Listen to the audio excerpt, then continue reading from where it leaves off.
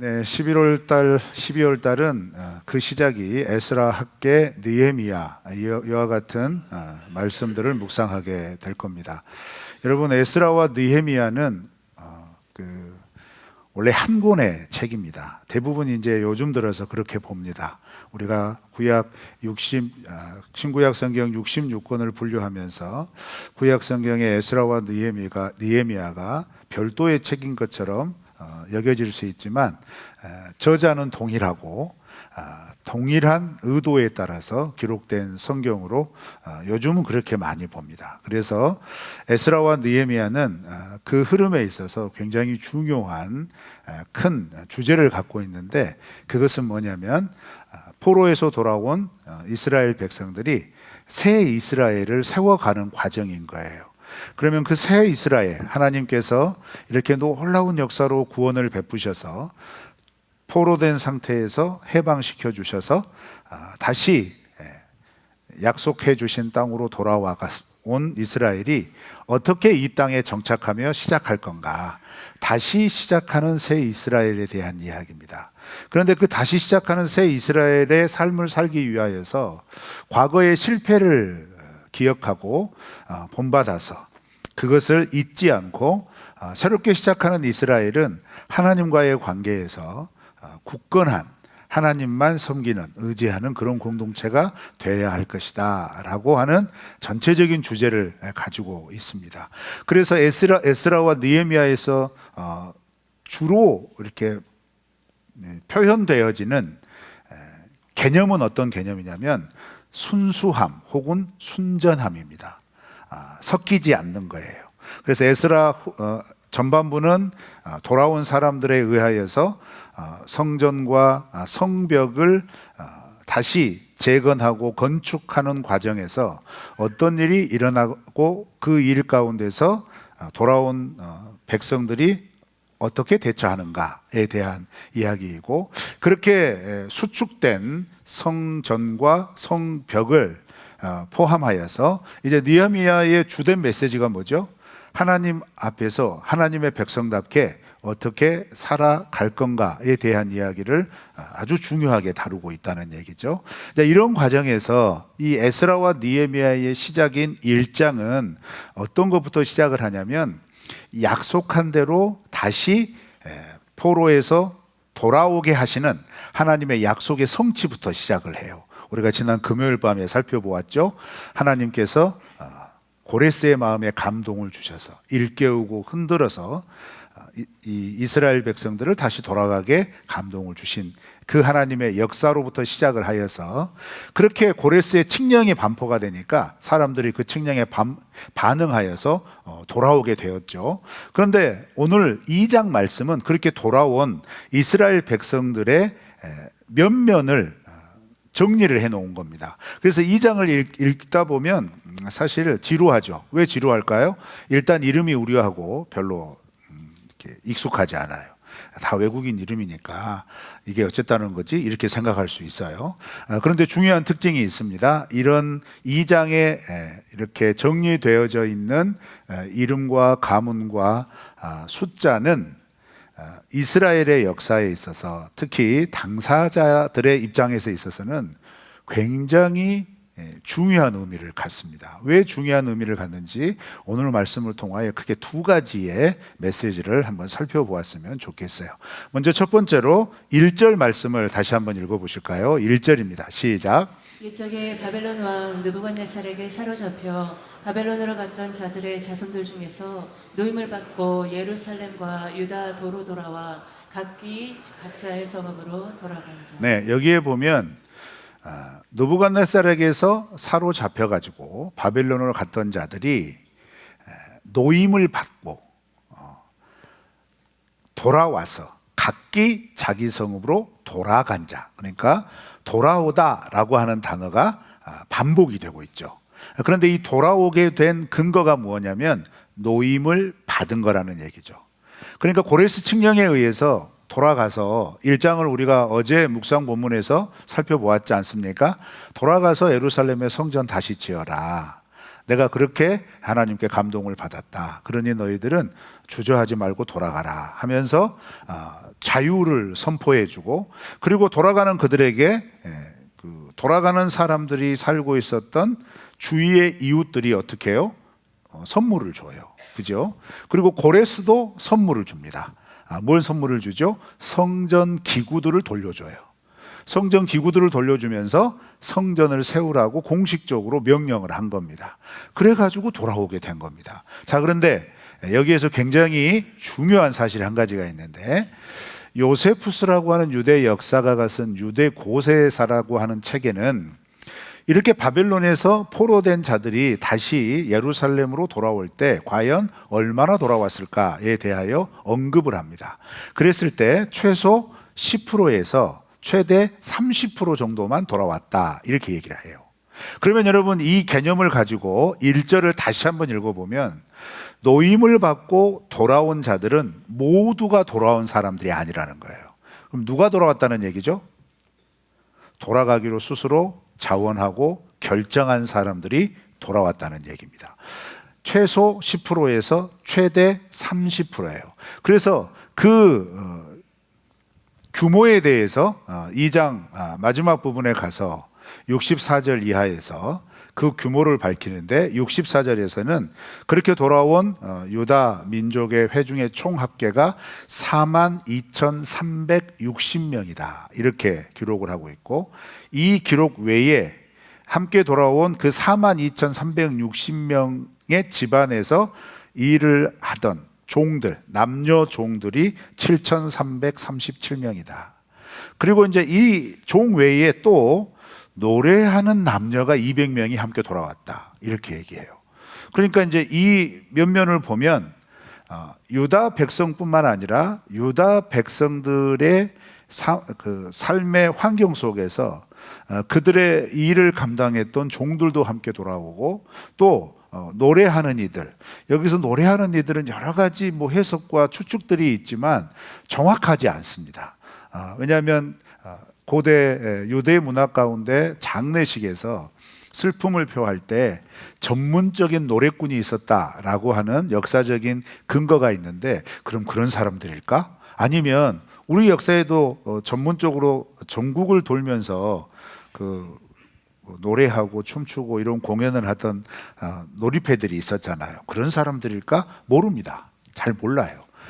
아니면 뭐 그 멸망당하기 전에 찬양하던 사람들이었을까? 이건 확실히 아닐 거예요. 왜요? 왜냐하면 내용 가운데 제사장 레위인의 구분은 따로 해놓았습니다. 돌아온 제사장 가문이나 레위인 가문들은 따로 이렇게 구분을 하고 그 명수를 따로 표기를 했거든요. 그러니까 노래한 사람이 누군지를 몰라요. 그런데 돌아온 거예요. 그리고 또 그들만 돌아온 게 아니라 그들이 가지고 있었던 가축들이나 재산도 함께 가지고 온 거죠. 그래서 이 면면을 보면요, 굉장히 뭐랄까, 이들의 삶이 바벨론 포로 생활이라고 우리는 알고 있는데, 실상 그 70년의 바벨론에서의 삶은 어느덧 바벨론화 되었다는 얘기입니다. 70년 동안 바벨론 지역에서 살던 유다인들은 뭐 그들만의 어떤 공동체를 이루어서 섞여 살지는 않았겠지만, 문제는 바벨론식의 문화나 바벨론식의 관습이 젖어들었을 가능성이 많다는 얘기고, 그런 가운데서 대부분의 유대인 후손들은 70년 정도라면 포로로 간 1세대, 그 다음에 포로로 끌려갈 때 1세대의 자녀들이었던 2세대, 그리고 그 2세대의 자녀들이 가정을 이루고 아이를 낳는 3세대, 그리고 조금 이르면 이 3세대의 자녀들까지 있는 4세대.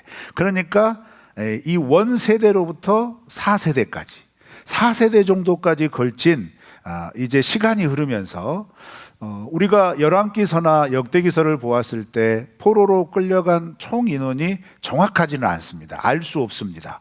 왜냐하면 표기가 되지 않았기 때문이죠. 그렇지만 요세푸스의 기록에 근거하다면 이게 최소 10%에서 30%다라고 하였을 때에는 적어도 40만이 넘는 유대인이 바벨론에서 그 무리를 이루고 살고 있었다는 얘기입니다.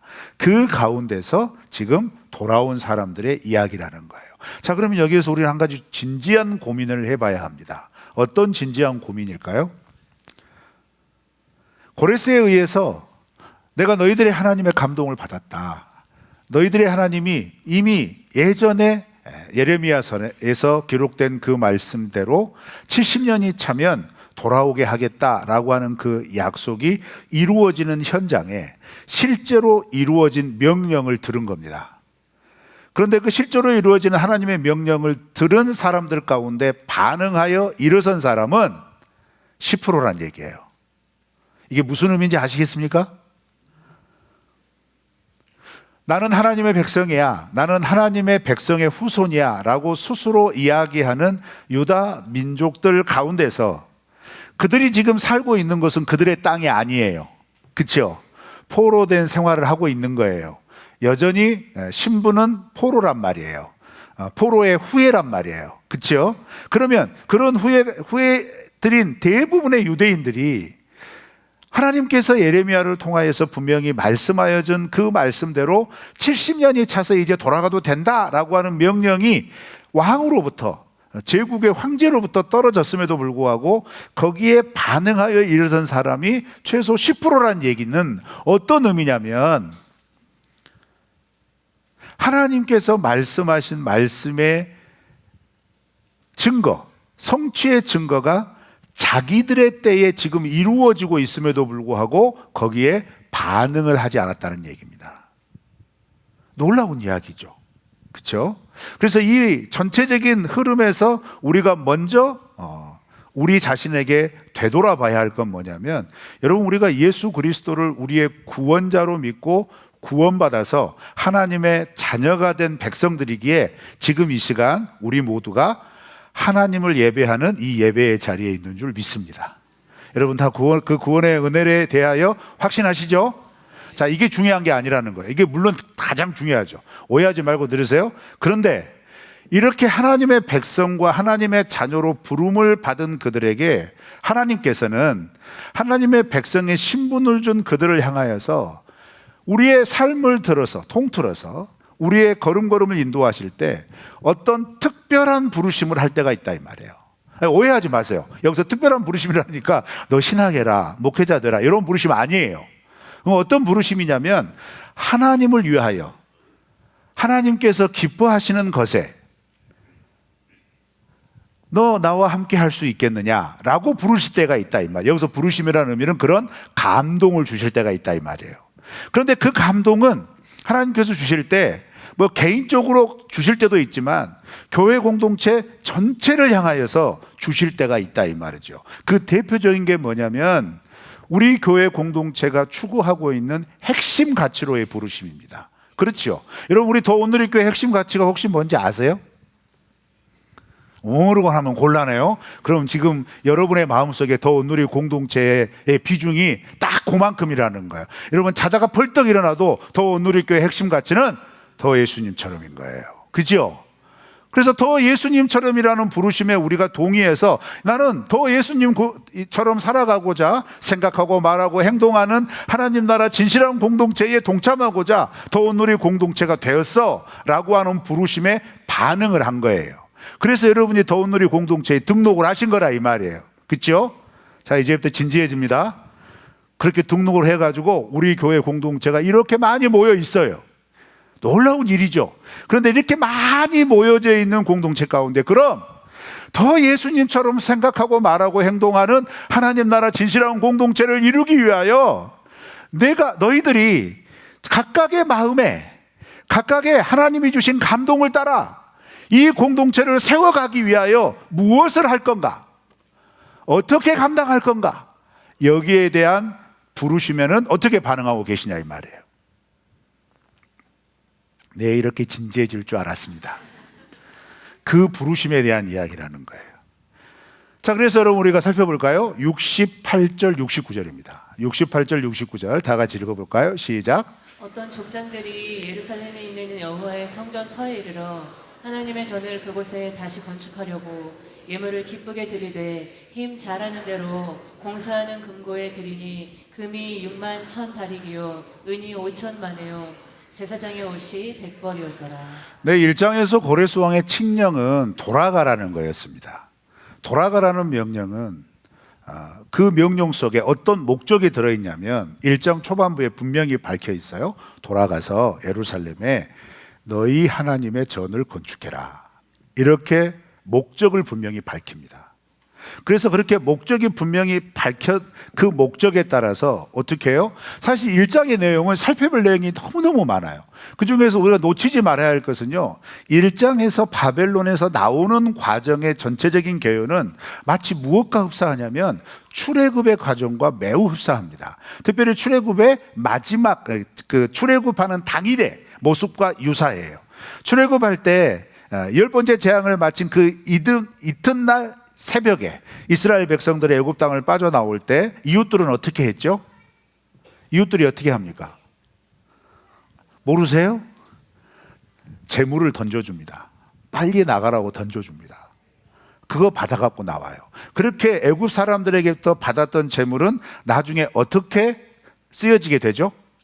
시내산에 도착해가지고 성막을 만들 때 백성들에게 그 성막 재료를 받으라고 그래요.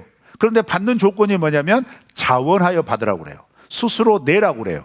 그러니까 이스라엘 백성들이 스스로 낸 게 뭘까요? 여러분, 출애굽 직전에 노예 생활했던 사람들에게 무슨 재물이 있겠어요? 그죠? 가지고 있는 재산이 뭐겠어요? 그런 거 없습니다. 그런데 그들이 그것을 낼 수 있는 근거가 어디에 있죠? 출애굽할 때 애굽 사람들에게서 받은 삭시예요. 애굽 사람들에게 받았던 온갖 진귀한 것들이에요. 그것들을 그대로 하나님의 성막을 짓기 위해 내어놓습니다. 그렇죠? 마찬가지예요. 1장의 후반부에 보면 이 바벨론 포로 생활에서 귀환하는 사람들이 그 떠나가는 다시 귀환하는 사람들의 이웃에 사는 사람들이 그들을 위하여 여러 가지 선물을 줍니다. 그걸 받아갖고 온 거예요. 그리고 왕 또한 아까 말씀드렸던 것처럼 성전의 기구들을 다 내어줘요. 그걸 받아서 왔어요. 그럼 왜 이렇게 해줬을까요? 목적이 하나예요. 성전 만들라고, 성전 다시 재건하라고. 그래서 돌아가라라고 하는 명령에는 그냥 돌아가서 살아라 이 명령이 아닌 거예요. 이 명령의 핵심은 뭐냐면 가서 전을 건축해라 라는 명령이 있는 거죠. 이것을 그대로 오늘 우리의 삶에 한번 적용을 해볼까요? 여러분, 우리가 믿음의 생활을 해 나갈 때 그 걸음 속에서 하나님이 우리가 하나님 나라 공동체를 이루라고 불러주셨어요. 그러면 하나님 나라 공동체를 이루라고 불러주신 목적이 있을 거예요. 그 목적이 뭘까요? 그 목적은 다른 거 아닙니다. 나를 구원하여 주신 이 하나님 나라 공동체를 이루기 위하여 불러주신 하나님 나라의 복음을 누리며 사는 거예요. 그런데 이 하나님 나라의 복음을 누리며 사는 가장 중요한 중심에 무엇이 있느냐? 이 복음은 살아있고 생명력이 있어서 이 복음을 받는 모든 사람들은 삶이 변해요. 그런데 그 변화는 어떻게 나타나느냐? 이 복음을 받고 이 생명력이 우리 안에서 역사하면 복음을 드러내게 되어 있다는 거예요. 복음을 나누게 되어 있다는 거예요. 복음이 성장하고 성숙하게 되어 있다는 얘기예요. 자, 그런데 여러분, 우리가 이 지점에서 우리의 모습을 솔직하게 돌아보실 필요가 있습니다. 교회 공동체 안에 들어와서 우리가 하나님의 복음대로 살고자 하는 걸음 속에서 그러면 내가 복음을 받은 그 삶이 만약 나의 삶의 언저리에만 국한되어 있다면 여러분들은 아직 꼭 오늘 본문 말씀의 형편으로 보자면 돌아오지 않은 바벨론 포로와 다를 바 없어요. 새롭게 시작하는 하나님 나라 공동체의 걸음에 동참하고 있지 않다는 얘기입니다. 그래서 68절, 69절에서 놓지 말아야 할 중요한 두 가지 단어가 뭐냐면 이런 모든 과정에 이렇게 돌아온 사람들은 기쁘게 동참했다는 거예요. 즐겁게 자원해서 돌아왔고 또 힘 잘하는 대로 바쳐요. 그럼 여기서 힘 잘하는 대로 바치는 이 재물들은 어떤 재물일까요? 자기들이 가지고 있었던 거기서 열심히 모았던 뭐 그것도 있을 수 있겠죠. 그런데 거기에 하나님께서 보태주셨던 그것들을 다 하나님 앞에 내어놓는 거예요. 오해하지 마세요. 이 본문을 문자 그대로 받아서 그럼 내가 하나님 앞에 이것을 다 이렇게 내어드려야 되는 건가? 뭐 헌금해야 되는 건가? 아니요, 여러분. 그런 의미로 말씀드리는 게 아닙니다. 적어도 도온누리 공동체에 등록하여 도온누리 공동체로서 소속감을 가지고 하나님 나라의 복음을 드러내는 교회 공동체를 이 세상 속에 세우고자 하는 이 비전과 가치에 동의하셨다면 이제 여러분의 삶은 그 이전의 삶보다는 좀 더 적극적으로 여러분의 삶 속에 복음이 드러나는 삶을 살아야 된다는 겁니다. 그런데 이 복음이 드러나는 삶을 살기 위하여 성령께서 우리에게 하시는 가장 중요한 역사가 뭘까요? 그건 다름 아닌 복음이 생동하고 복음이 역사하면 어떤 상황과 어떤 영역 속에서도 우리의 마음 속에 자원함이 드러납니다. 스스로 기뻐서 하나님이 주신 은혜에 감동하여서 그 마음의 자원함을 따라서 반응하여 일어나게 돼 있다는 얘기입니다. 오늘날 교회가 점점 어렵다고 얘기를 해요. 그렇죠? 힘들다고도 얘기를 합니다. 그런데 그렇게 힘들고 어려운 교회 공동체를 이렇게 속해 있으면서 그렇게 힘들다는 건 아는데 그러면 이 힘든 것을 우리가 어떻게 함께 힘을 모아서 마음을 모아서 다시 건강하게 혹은 하나님의 영광과 이름이 온전하게 드러나도록 반전할 수 있을까? 다시 그 사명을 따라 우리의 삶을 일으킬 수 있을까라고 했을 때 여러분 우리 솔직해질까요? 과연 그 마음에 적극적으로 자원하여 기쁘게 동참하실 수 있겠습니까? 그런데 동참하셔야 한다는 얘기예요. 동참하셔야 됩니다. 신앙은요, 일주일에 한 번 예배 드리는 게 신앙이 아닙니다. 신앙은 적어도 매일 새로운 하루를 시작하면서 나의 하나님에 대하여 반응하고 그 하나님의 은혜를 기대하고 그 하나님과 하루를 동행하고 그 하루가 이틀이 되고 3일이 되고 일주일이 되어서 그 7일 만에 그 베풀어 주신 은혜에 반응하고 감사하여서 하나님 앞에 기쁨으로 나와서 예배드리고 그 예배의 감격을 다시 고스란히 부여잡고 다시 새로운 일주일을 시작하면서 하나님께서 때마다 시마다 날마다 달마다 연마다 우리의 삶에 함께 하시고 내가 그 하나님의 은혜로 살아내고 있다는 사실이 내 심령에서부터 그리고 내 삶의 모든 체계로부터 드러나야 된다는 거예요. 그런데 그렇게 드러나는 것은 어떤 형식을 갖추어서 꼭 이렇게 완수해야 된다라고 하는 그런 개념이 아니라 하나님과 인격적인 관계 속에서 하나님이 들려주시고 하나님이 깨닫게 해주시고 하나님께서 내 마음에 감동해 주시는 것에 반응하여서 때론 부담이 될 수 있지만 그 믿음의 색채를 올곧이 드러내고 그리고 조금 내 세상 속에서 이걸 드러냄으로 인하여서 내 운신의 폭이 어떻게 보면 줄어들 수 있어요. 왜요? 내가 예수 믿는 사람으로 투명하게 드러나는 순간부터 세상이 우리를 향한 시선은 그렇게 호락호락하지 않을 것이기 때문이죠. 그렇게 호의적이지 않을 것이기 때문이죠. 그렇지만 우리 안에 있는 복음의 생명력이 자라면 자랄수록 여러분 우리 안에 복음은 점점 더 우리가 이 믿음의 연수가 많아질수록 하나님을 더 선명히 드러내고 우리 가운데 역사하시는 하나님의 역사에 대하여서 이야기하고 드러내고 나누는 것에 있어서 주저하지 않고 무엇보다 하나님의 마음을 기뻐하고 그 하나님의 영광을 위하여 시간을 내는 것, 물질을 쏟는 것, 땀을 흘리는 것들이 전혀 아깝지 않고 오히려 마음의 기쁨이 되고 가치 있게 여겨져서 그것들이 점점 일상의 자연스러운 전체가 되어져 가는 과정이 신앙의 성숙의 과정인 줄 믿습니다. 여러분 그렇게 하고 계시냐 이 말이에요. 그렇게 하기 위하여 하나님의 매일의 부르심, 아침에 일어나서 하나님의 이름을 부르고 기도하며 시작하고 하나님께서 우리에게 주신 말씀을 읽고 깊이 생각하면서 오늘 이 말씀이 내 생각과 내 마음과 내 걸음을 인도하여 주실 것을 기대하며 나아가는 그런 걸음이 되시기를 축원합니다. 그런 과정은 다 하나님의 백성이라면 모두에게 주시는 부르심이다 이거예요. 그런데 그런 부르심을 통하여 드러내고자 하는 게 뭐겠냐 이 말이에요.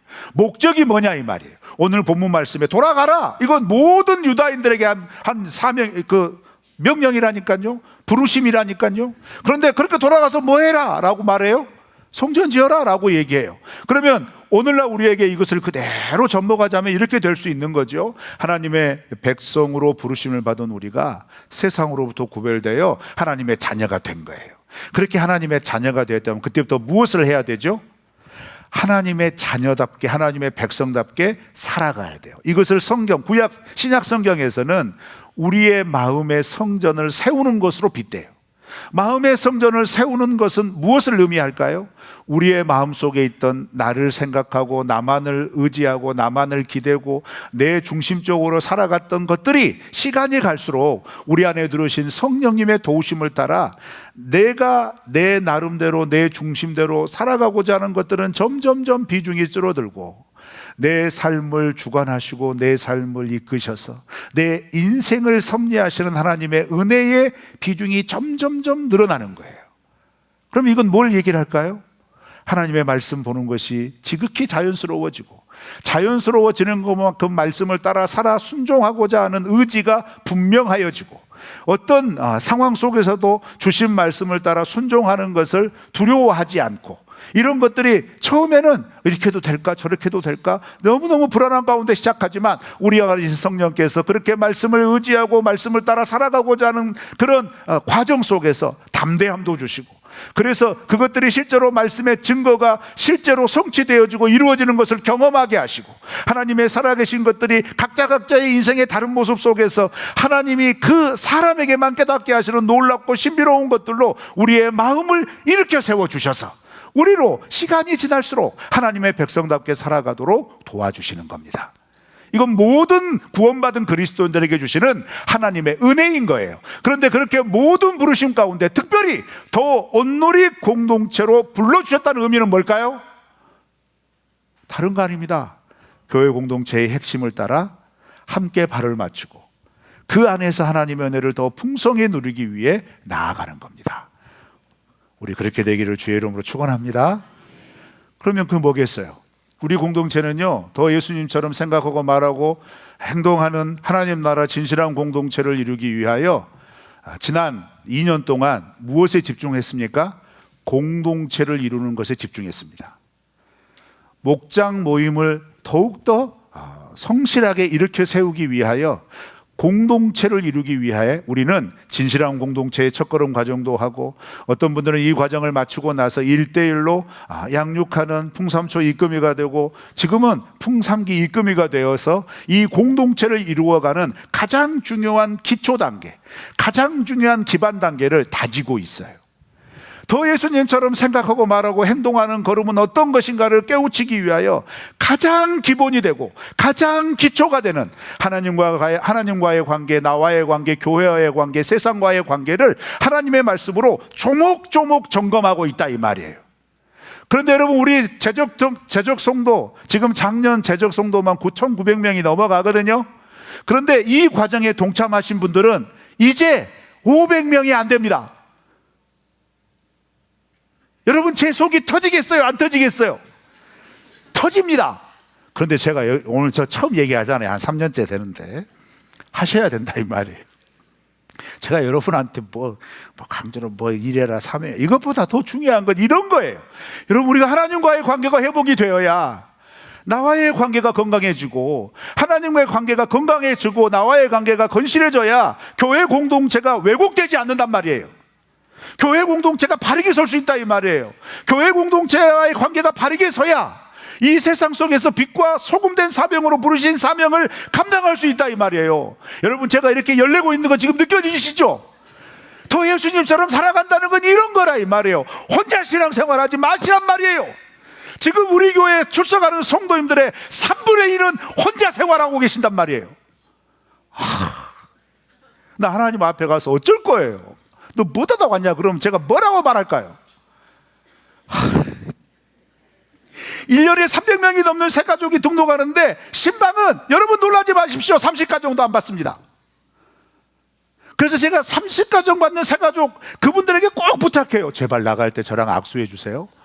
그래서 여러분 지난 약 100여 가정의 신방 받은 분들은 저랑 나가실 때 꼭 악수한단 말이에요. 제가 그분들은 정확하게 눈에 익히고 마음에 새기고 늘 기도할 때마다, 여러분 하나님께서 그렇게 관계 맺어주시면 새벽에 여기서 기도할 때 어떻게 하겠어요? 막 기도하는데 갑자기 그분이 생각나요. 그럼 뭔 일이 있는 거죠?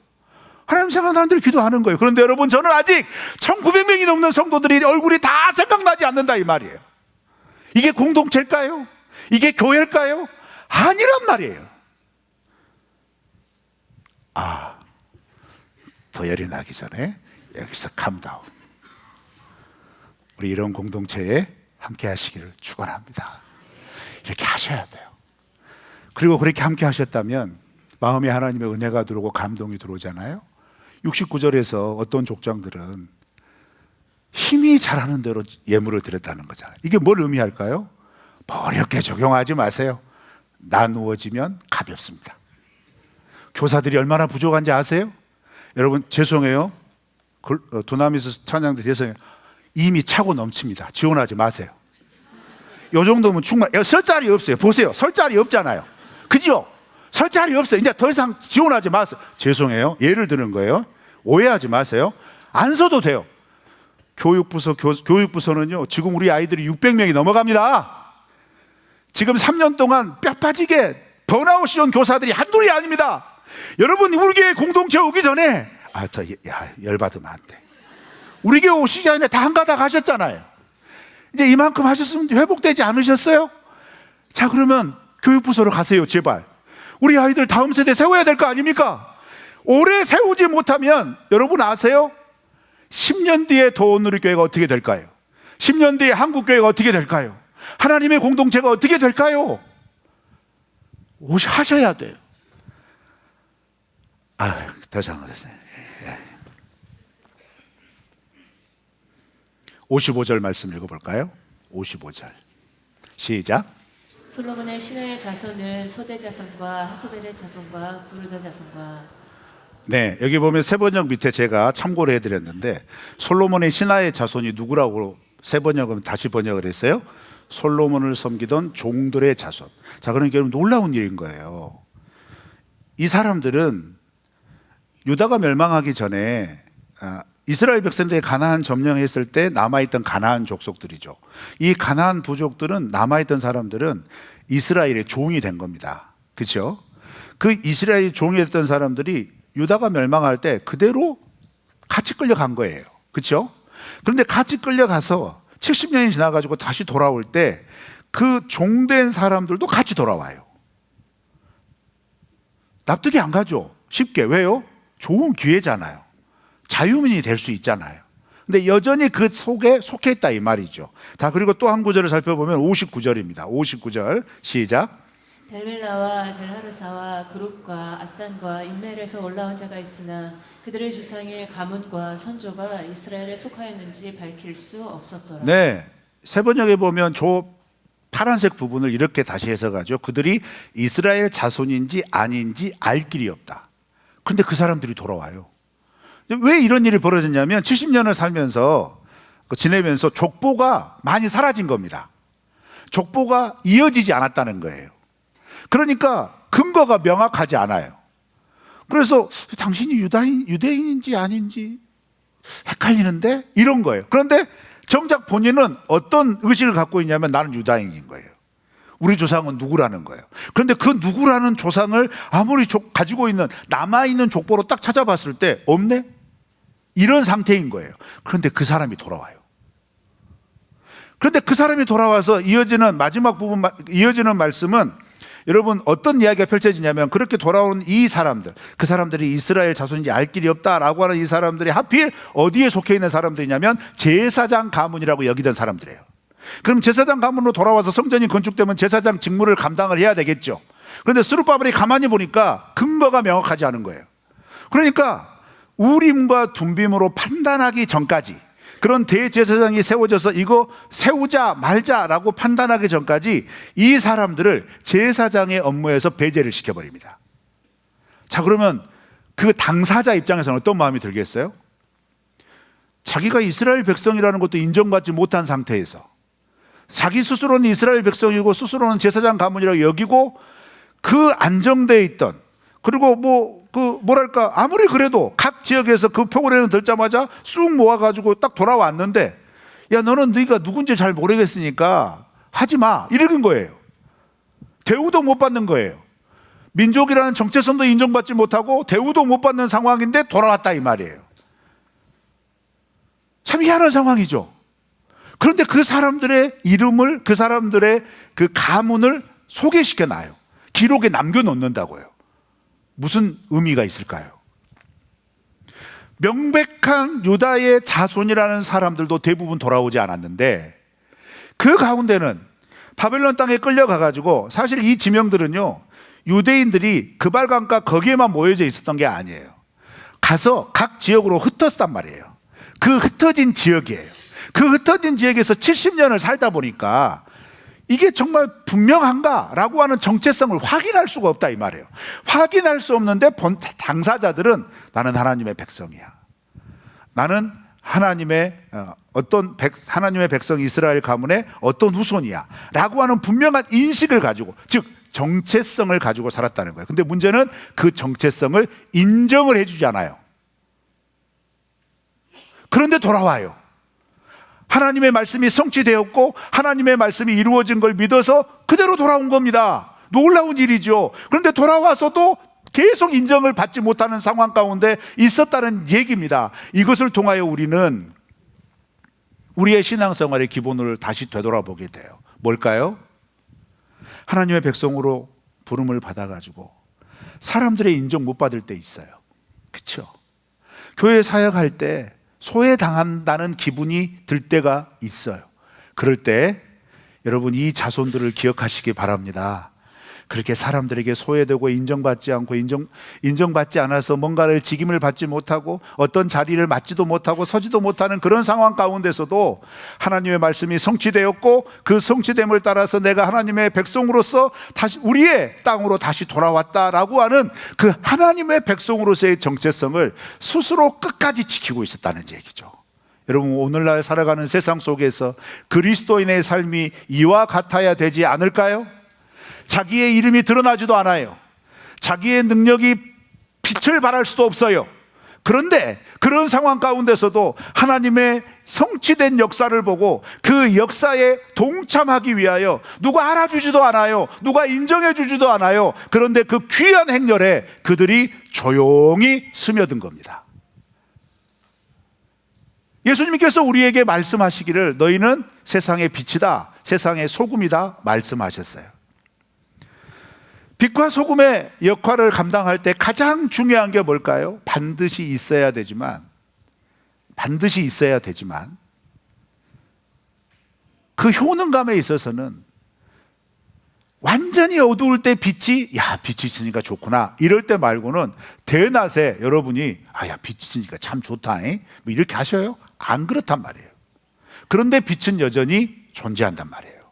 이처럼 세상에는 세상 사람들이 하나님의 백성, 하나님 별로 인정하지 않아요. 그런데 그 사람들이 인정되지 않고 드러나지 않아도 그 자리에서 하나님의 백성으로서의 사명을 감당하고 있기 때문에 어떤 일이 벌어질까요? 하나님이 심판을 유보하시고 예수 그리스도의 재림의 날이 어쩌면 유보될 수 있는 거예요. 왜요? 한 사람이라도 더 구원받게 하시려는 하나님의 사랑 때문이죠. 그 사랑이 이 세상 가운데 흘러나고 드러나도록 하는 과정에서 어떤 사람들은 이름이 찬란하게 빛날 수 있어요.